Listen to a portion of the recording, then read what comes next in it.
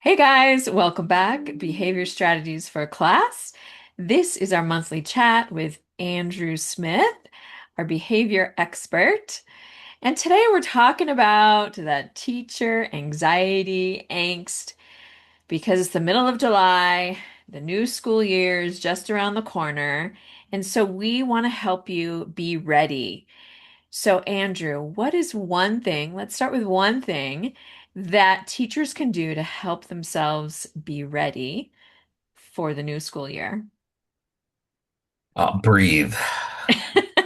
Yeah. We are just talking before we started the recording that July is kind of the Sunday scaries of our profession, right? Like Yes. we had this nice weekend and I've got like maybe 2 weeks because the way our school cycle is out in the Midwest. Um, so thinking about that, I'm like, I still got a honey-do list. I've got like three or Right? four things I was gonna do to get ready. Like I was like, I'll space them out, and maybe it's my ADHD brain. And I was like, I'll wait till the We'll deadline's get there. near. So the biggest thing is let's breathe.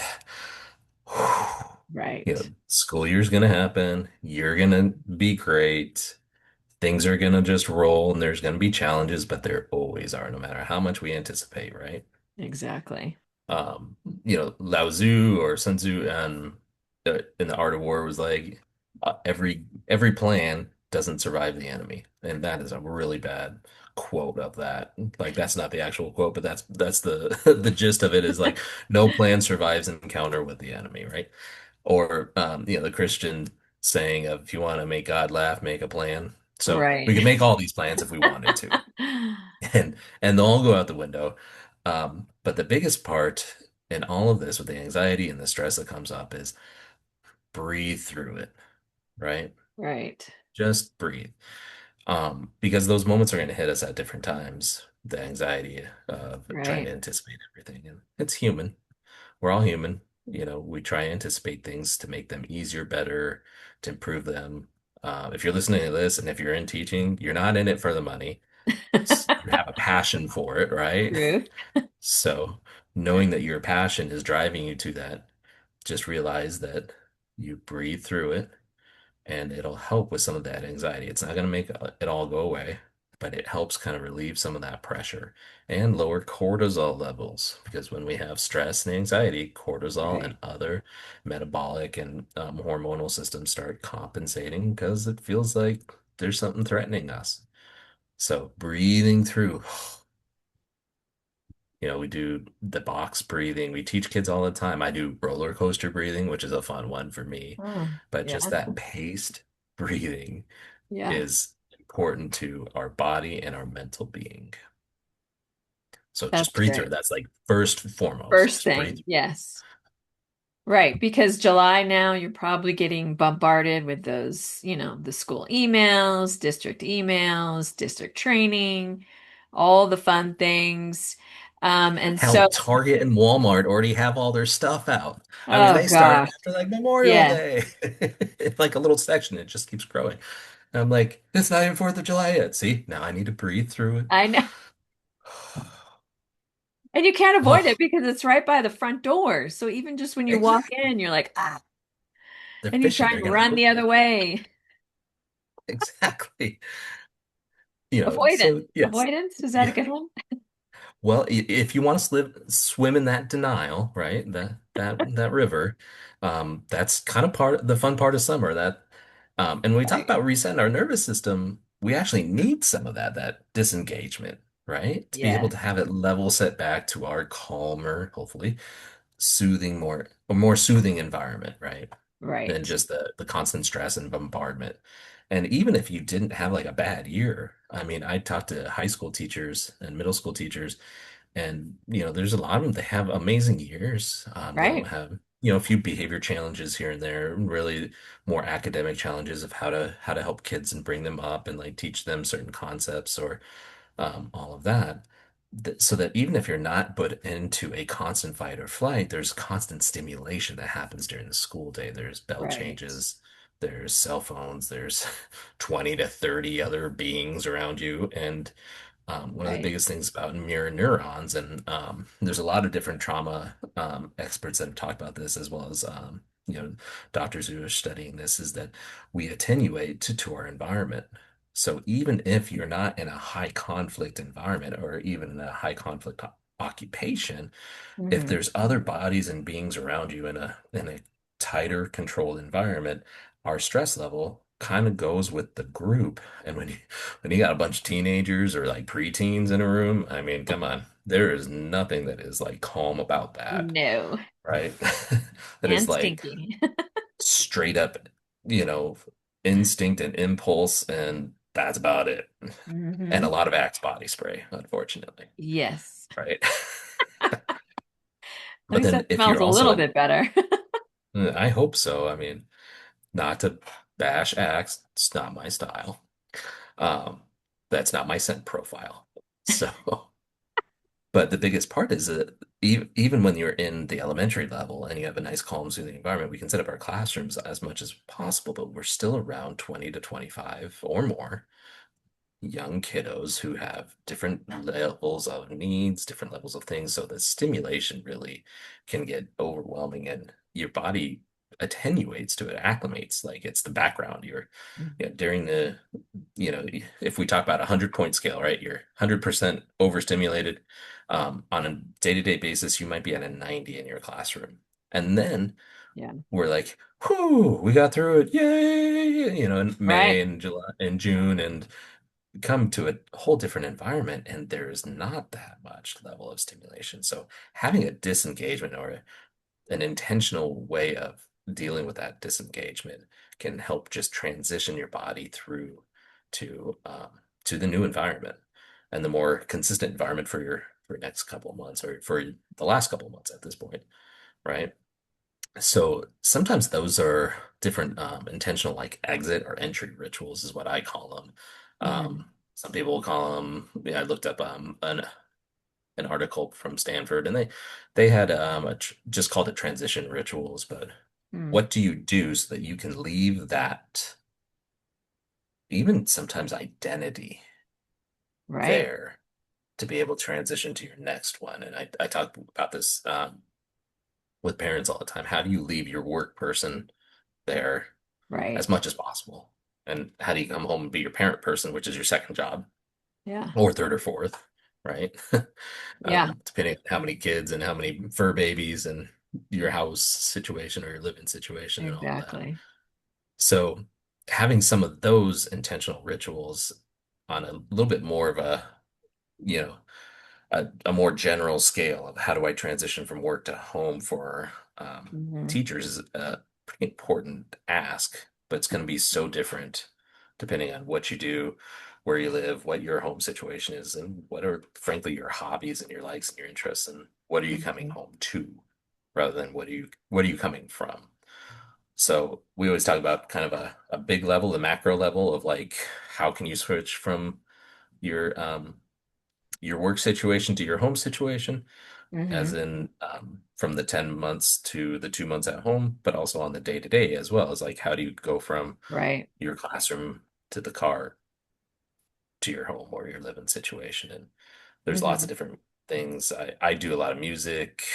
So if it's been a particularly bad day, there might be some, Norwegian death metal going. On some fun days, I'm singing Kesha or something like that, right? And Yeah. then I listen to the news going into work until I'm about 5 minutes out, and then I have to have something with like a higher beat Yeah. that just kind of gets my system up to be prepared for all that stimulation too, instead of it heading me like a dead fish in the face, Right. right?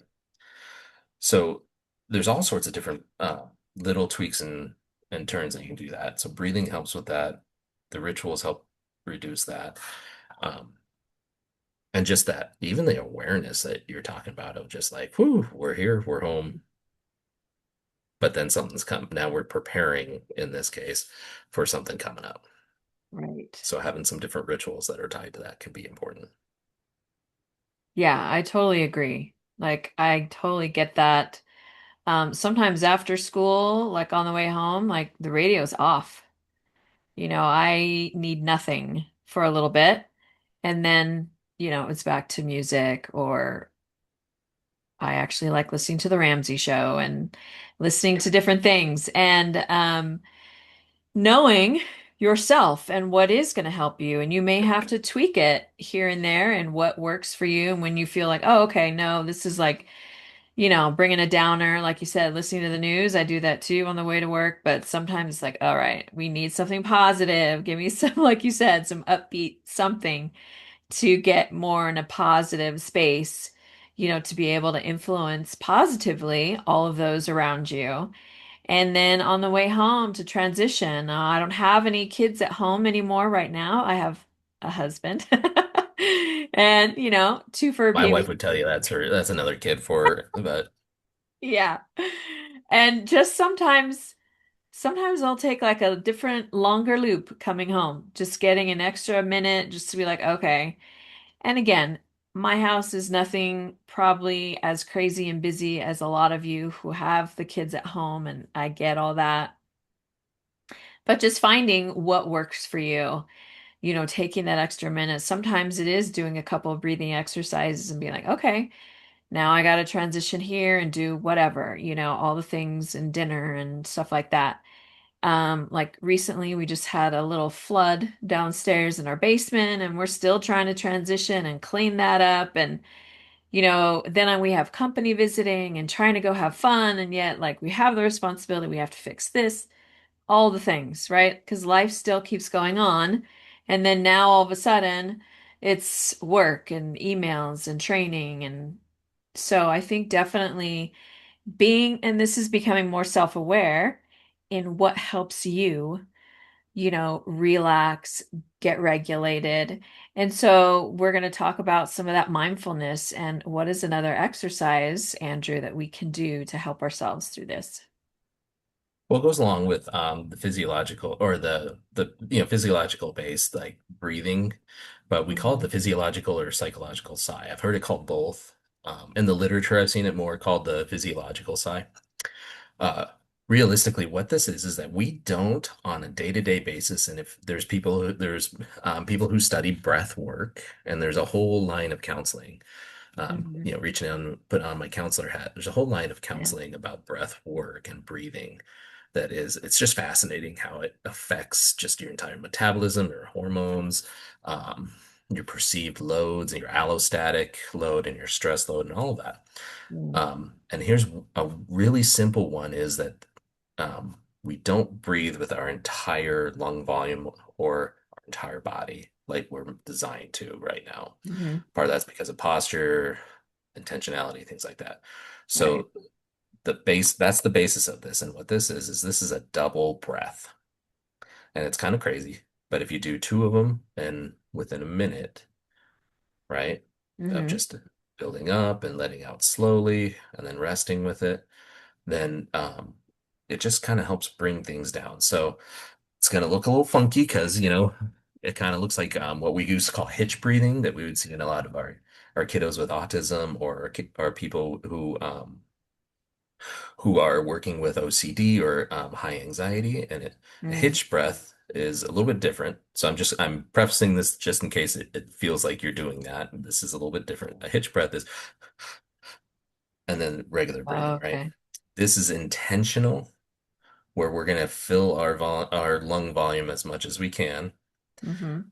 in a slow, like 5 to 10 second, like draw in through our nose because there's a reward circuit and there's a specific circuit in our brain.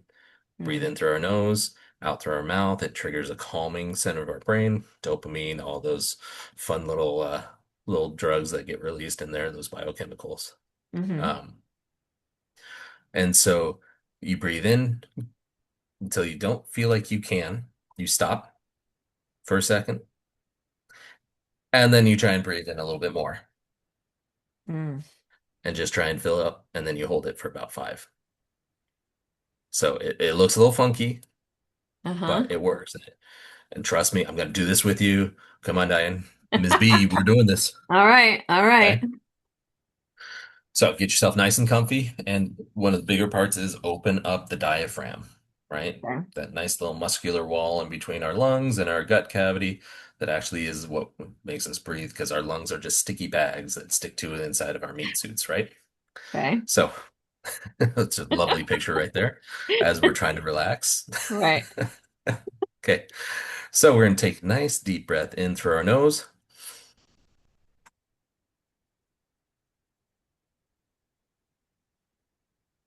and just a little more.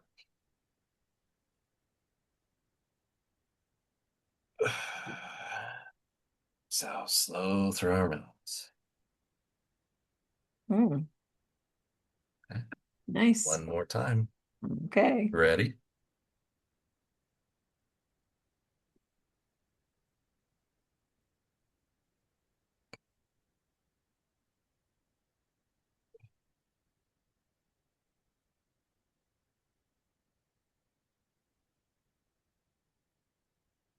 And there we go. And that's nice I've and had fast. It's not like it's going to take up 45 minutes, to take a quick deep breath like that. So, absolutely. And I tell kids all the time, and 'cause I primarily work with kids, but I tell kids and staff all the time that nobody needs to know you're doing it. If with this one, it's a little bit more apparent what you're doing, that you're doing something a little different. Like I said, it kind of looks like hitch breathing or something along those lines. So if somebody doesn't know what it is and sees you, then you might get a couple questions. But right. being quick and easy. And I've had people describe they get the tingles afterwards, kind of like an ASMR feel to it, or that Hmm. they just feel this, just literally the stress shed off. And then there's others, that's not their bag. That's okay. Don't use it then. Right. Right? Right. Tell people all the time, if it's not working, don't use it. Like this is literally something that costs you nothing. And if it doesn't work, then you got what you paid for, right? Exactly. So, um, So there's that one. All of the rest of ours, like our box breathing, a 4-6 breathing, all of those can work for you too. We teach them to the kids, so why not use them for you, Right. right? The idea, the hard part, um, that I find with most adults and professionals is giving themselves enough time, allowing themselves, giving themselves permission. Mhm. Yeah. The idea that we talk to our kids about making this a ritualistic or routine practice, but we don't do it ourselves is, it seems par for the course as adults, but it's something that we probably should change a little bit. Um, Agreed. and some of that is just the mindfulness. And so this switches then into the mindfulness part of it. If you notice this, or if you think about this, then do it. If you're having a hard time, you're not a routine person. I have a hard time with routines, period. Yeah. Drives my wife nuts because she is a routine person. Yeah. And one of my kids is routine with her, and one of them is not, and is non-routine like me. And we're a spicy household sometimes. But the idea being that if you notice it, then do it. And that's going to become more of that habit-based Yeah. part. And so it's not necessarily time-based. It's your body becomes more attuned to the level of stress, and that becomes kind of a warning sign. And so you're habit-based along the warning signs for your biofeedback part, right? Right. So that's those are all good options. I always talk about grounding too. And Yes. grounding is part of mindfulness. It's part of if you're doing any counseling or any self work, like CBT, DBT, anything like that, any sort of thought process or awareness or cognitive reprogramming. ACT is another one. There's mindfulness involved in that. And mindfulness is bringing yourself to the present and noticing either yourself or the environment around you. So just ground yourself in what you see. If you're feeling lost, if you're feeling like things are going a mile an hour or 50 miles an hour, right? Right. Slow yourself down, find something that you see. We tie in our main senses because they're the most hardwired in our brain. We talk about the five main senses. I had 5 fingers. I only showed 4 fingers. I was like, oh, that looks like our YouTube friends are gonna love Oop. this one. Um, but our five main senses are so hardwired and they cross the midline of the brain, so they activate the most amount of areas or they activate different areas than when you are maybe having some rumination or maybe you're activated fight, flight, or freeze, where you're living in one central part of your brain inside because your brain retreats when you're activated with stress, right? So activating those senses with your sight, sound, taste, touch, smell, all of those areas will help jog you out of that, and I'll physically jog you out of that with the different receptors in your brains, but also mentally give you something to focus and distract from. So I usually say the easiest one is sight for a lot of us. Find something that's blue. Find 10 things that are orange. For my friends out there that are art fans, find some chartreuse colors. I couldn't even Nice. spell chartreuse, but I'm gonna throw it out there, Hey, right? it's a great color. Uh-huh. It is, and I don't even know if I know what it is, what color it is, but the act of me being intentional to try and find that is the important Right. part because it creates that distraction. It releases that cyclical loop in the brain, and that helps reduce the immediate load or the immediate stress to a certain degree. That I can start bringing back some higher order thinking and some other levels of coping and taking care of my stress and reducing the load on my Right. nervous system that we're talking about here. So obviously, I love doing a lot of these things. Yeah. There's something that's progressive muscle relaxation. That's flex and release in a very simplistic way. It's flex and releasing muscles in a very Mm. paced and paired manner. Um, and I've done that. I've taken kids through their scripts on that all over the place. So when What we does start that look taking out like? care, oh well, let's try it. Let's do it. All right. So we're Of in course. chairs. So this is a chair version. Okay. Uh-huh. Um, what I want you to do is I want you to make sure that your feet are on the ground and that you're just sitting all kind of comfy. How to scoot. Okay. Okay. So I usually focus on large muscle groups with people sitting down because those are just the easier ones. You can get as fine-tuned as you want. Um, but what we're gonna do is we're gonna breathe through our nose, out through our mouth. Uh-huh. Notice the breathing behind a lot of these techniques, right? And I want you to take your feet and push back on the legs of your chairs, the wheels of your chairs. I'd say push back on the floor, but some of us are in wheelie chairs, and then you'll Yeah. just start pushing yourself across the thing. The idea being that you are finding something to give your muscles resistance on both sides. So you're getting bilateral stimulation, Oh, okay. and we're breathing through it with Mm. paired and intentional breathing, right? It activates a lot of different parts of the brain and it gets us through these cycles. Okay, so on the Okay. count of three, you are going to push as hard as you can on the feet of or the legs of your chairs, either pushing back with your heels. If you've got it wrapped around with your toes, then you're pulling up with your quads. And we're going to do that for a breath count of 4. So nice deep breath in and push and hold, and let it out. Now go all noodly. Just shake your Mm. legs out, be all noodly, relax them because they just did a lot of work, right?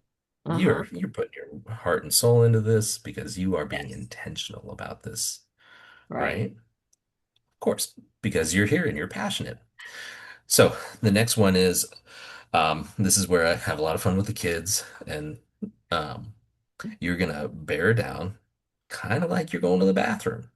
Try not Oh, to pass gas or fun. try not to go to the bathroom, but you're Right. trying to flex your core. So your abs, your diaphragm, your lat muscles on the sides, right? Because you're gonna pull Uh-huh. your shoulders down, and you're just gonna sit nice and straight, and we're gonna do that. So you're gonna take a nice deep breath in and flex and hold and release. Just kind of rock a Hmm. little bit and Got a sway. little head rush on that one. Yeah, you're welcome. Thanks. Swaying is another powerful thing. If we rock and sway, there's Yeah. a lot of religious aspects to this about praying, rocking, swaying when we're kids and our moms and dads and parents and Yes. caregivers want to soothe us, we rock. And there's just something about that instinctual Mm. motion that comes from when we were kids, babies in utero, things like that, that Right. just is calming to our nervous system. Not quite there yet, though. We're not getting quite as calm as we could be. Now we got to do the Uh-oh. guns. You can either do the Gotta do Hulk or guns. you can get Schwarzenegger going. So Whichever one you want, you're just gonna flex your arms and your fists, Okay. right? Get those fists in there, like maybe you're Rocky Ready? Balboa, right? But take on Apollo Creed or Ivan Drago, right? And so we're gonna take that deep breath and we are just gonna flex them as much as we can. Okay. So nice deep breath in and flex and hold. If you're doing those poses, make sure they are Mr. Olympia version. Okay. And breathe out and noodle arms. I don't want you to raise your arms for like 2 or 3 seconds. Just noodle and shake. And last All but not right. least, All right. face and head. Because Face and head. I'm gonna Okay. it's been a mission to have Mrs. B make a funny face on camera, and we I got it. thought I I'm gonna take already my glasses off did. just because they tend to they're a little bit loose. So we're gonna scrunch up our face kind Uh-huh. of, everybody talks about how, it takes only a few muscles to smile, but it takes, I don't know, like monumental Oh, amount of man. muscles to like Brown. frown. So we're gonna make our Yeah. warrior or angry face. Um, and we're crinkle our head, and it's a little bit easier to see on my head. I got nicely shaved. Yeah. Um, so you're gonna crunch your face up as best you can, try and activate any muscles there, as well as your neck muscles here. Now, this also, as we're doing this, we're also affecting our vagus nerve, which is a long Hmm. nerve that runs along our body that when we give proper stimulation to, then that's also another area that releases dopamine, just calms our nervous system. It's kind of our nervous system control in our body versus it's like control center from like our head to our torso. Okay. So we're gonna take a nice deep breath and pull a And funny then face. scrunch the face. Okay. Scrunch the face as much as you can. Warrior face, angry face, however you want. Okay. So nice deep breath in through our nose.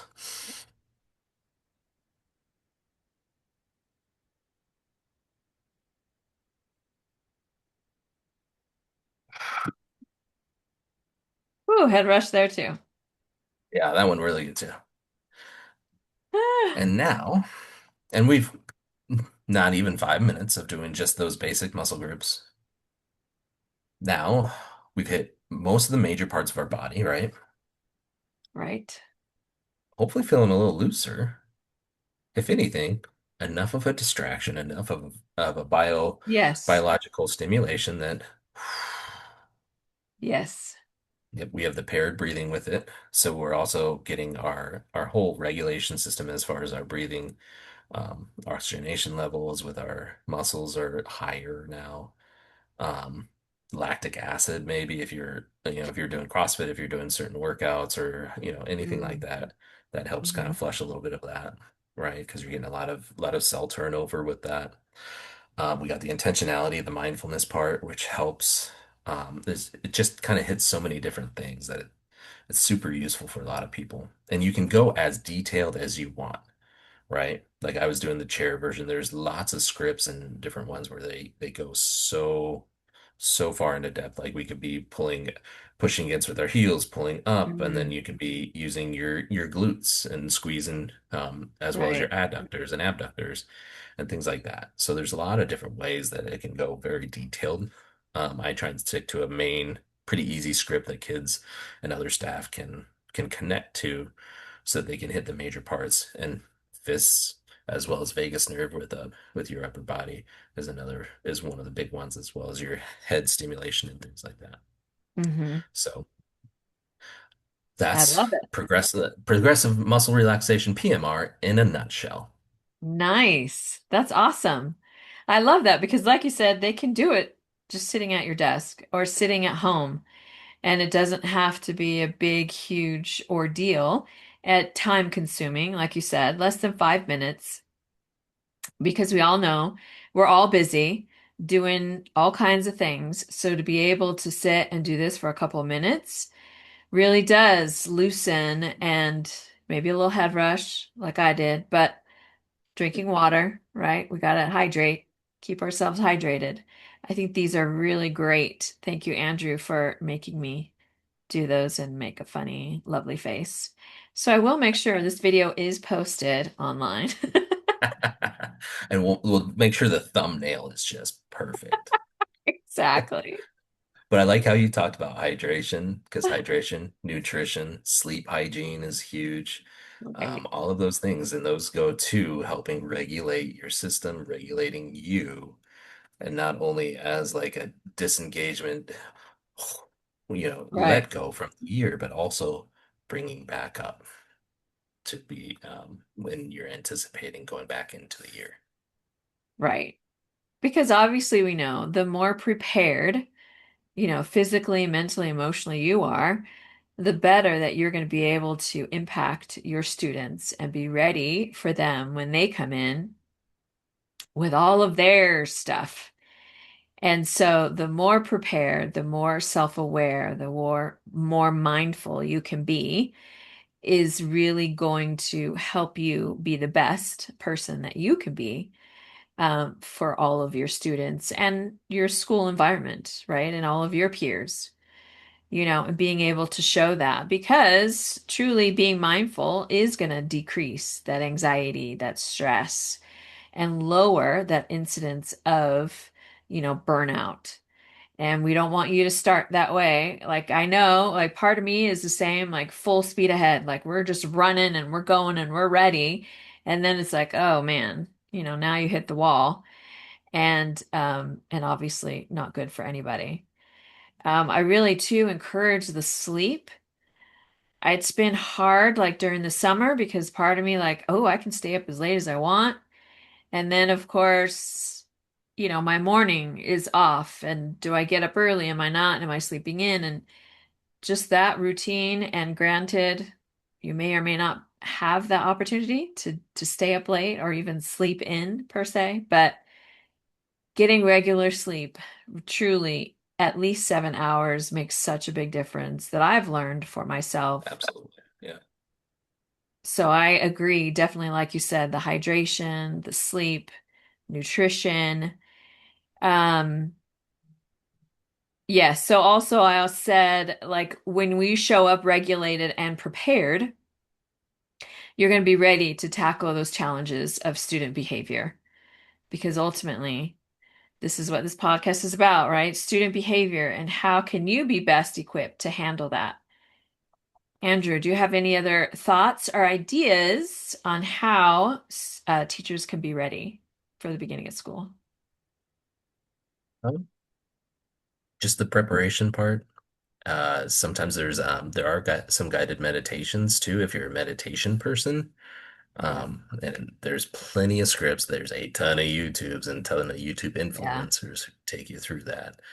Um, and what that does is that creates an environment where your brain can heal and can reduce its physical load because there's actually um, researchers that have been able to measure this quantifiable. So they're able to define and to measure that there is pressure on the brain, more stress. So more stress, less sleep, things like that.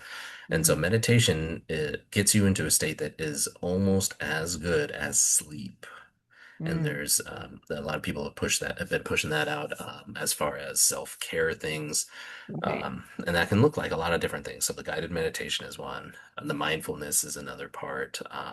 Coloring because of uh, for lack of a better word, the trance-like state of like focus that you can get involved in with those mandalas that was really big. I don't know, like Yeah. 6, 7 years ago, like right around COVID, everybody was really into it.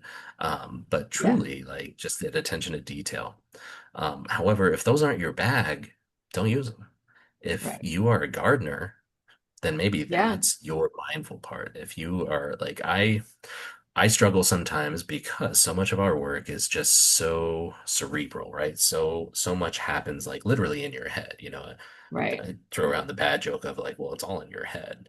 But so much work goes into that for me to find my release doing some woodworking or some other creation hobbies, like I put in flooring in my house this summer, having something to show from Yeah. my work is something that's pretty important to me. So maybe yours is working on a car, or I got a Harley. I've been working on little things here and there. to update it or to fix it or to maintain it. Maybe that's your hobby. That's your mindfulness, and maybe that's your meditation Oh, playground, right? Zen and the art of motorcycle maintenance, right? That's been around since the 70s, right. or even early 60s, 70s, somewhere in there. But the idea being is that that's what gives you the relief and the satisfaction. Just to tie that back, Diane, into what you had said earlier, is it's going to be different. You need to know you, and so maybe Right. that might be that last piece of advice is get to know you Yeah. as much as you can now that it's just you and the home life rather than you, Right. home life, and 30 to, you know, Yeah. 90 or 120 kids that Yeah. you're trying to, herd around like cats, as well as admin and other teachers and everything. Right. Right. So get to know you, know what gives you that relief and that satisfaction, and then in a safe and healthy way, do it. Yes. Because we got this. One thing real quick to touch on as well is journaling. We've talked about that lots of times. Again, for our students, to journal, but of course for us, it's the same, right? You get in that Zen moment and just get it all out there, whatever stress or you're worried about or all of the things. Being able to write it down, sometimes I've just written out stuff and then I shred it. Like, I don't want anyone to find it, and I just shred it, but at least I got it out, right? So I don't perseverate over it, constantly thinking about whatever. Sometimes just being able to put it out there, close it up, tear it up, shred it, whatever, really does help as well. So I encourage you also to do some journaling. And again, So like Andrew said, finding out for yourself what works for you. Painting, hiking, maybe just hanging out with a friend, whatever it is. You're going to find it because you're going to do awesome this year. Andrew, any last parting wise words you want to leave us with? it's okay. It's gonna be all right. You're okay. You're gonna be all right. And you got people here together. If anything, you got us. Exactly. Right. You can always look us up. All right, guys. Thank you so much for listening. Thank you again, Andrew, for your time, your wisdom, your expertise. And guys, try these breathing exercises today. You won't regret it. All right. We'll see you next week.